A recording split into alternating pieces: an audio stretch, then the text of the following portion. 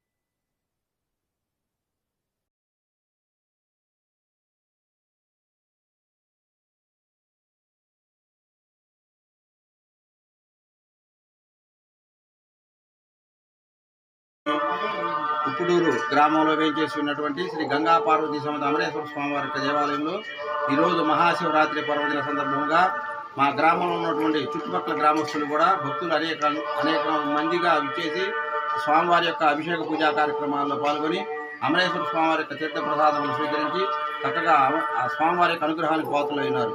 ఈ మహాశివరాత్రి పర్వదిన సందర్భంగా స్వామివారికి రాత్రి 12 గంటల సమయంలో లింగోద్భవ కాల పూజా కార్యక్రమాలు కూడా నిర్వహిస్తూ ఉన్నాం.